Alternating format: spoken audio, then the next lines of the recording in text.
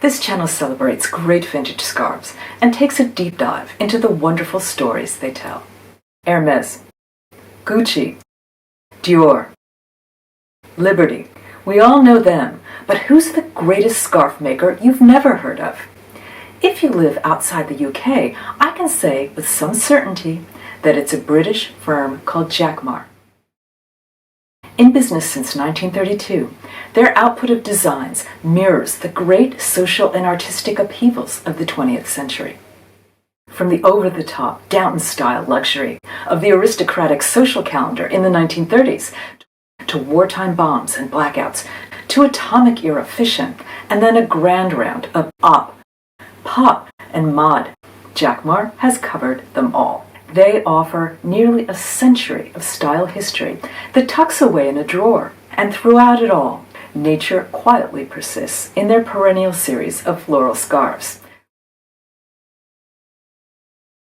I'm the author of 2 classic books on vintage fashion, Secondhand Chic and It's Vintage Darling. I'm a huge fan of the luxury, exquisite design, and in Jackmar's case, crazy affordability of great vintage scarves. So, Jackmar, back to the beginnings. The company's founders, Jack and Mary Lyons, established their firm to sell luxury silk fabric, especially to the great couture houses in Paris. They compounded their first names, Jack and Mary, to make Jackmar, which does sound French, but is also diabolically hard to spell. In 1936, they moved to the posh London neighborhood of Mayfair and opened a grand shop and atelier that the chauffeur could find just round the corner from Savile Row. The house quickly found a use for their offcuts of silk, make them into scarves with a deluxe hand-sewn hem. Jackmar's couture department dressed aristocratic daughters, attending royal balls as debutantes. Its scarf department served idle mothers, who could be tempted into picking up a little something of her own at the fittings. All of that ground to a halt with the onset of World War II.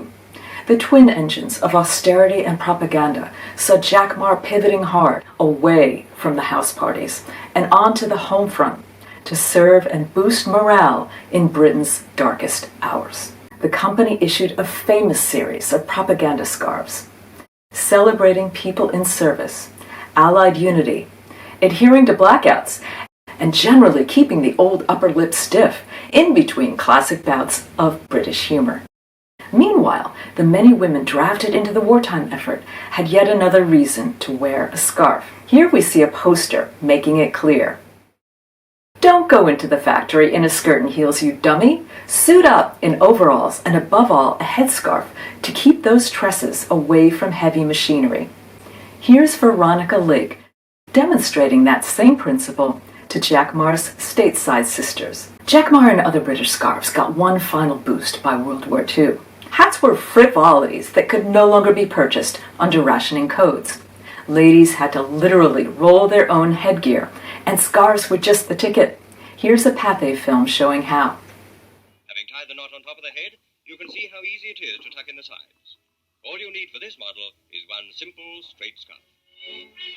By way of decoration, what's wrong with a bunch of flowers pulled through the knot? Scarves also had the advantage of hiding away a multitude of hairdressing sins that we all remember all too well from the pandemic. Gray coming in, curls coming out, and all that general mischief that hair will get up to if it's not getting groomed on the regular. In the post-war era, Jackmar scarves soldiered on. With the end of World War II, we see the beginning of the atomic age and all of its nervous tensions. Here kind of nuttily expressed in scarf form. Design director Richard Allen and his stable of artists stayed at the bleeding edge of op, pop, and psychedelia, allowing women a relatively inexpensive way to ride the tide of 60s groove. By the 1970s, scarves were falling out of favor as accessories, but Jackmar fought back with ads like these for new and innovative ways to wear a scarf. A bra bandana. Why not? Especially if you had burned your real one the day before.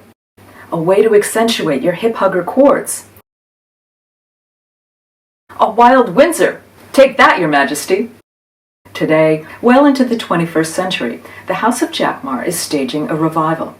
in the very same building that served the Debs and diplomatic wives well through mid-century. I so much hope they make it work. In the meantime, the British holdings of vintage scarves, especially on eBay and Etsy, are literally a treasure trove of used Jackmar silks.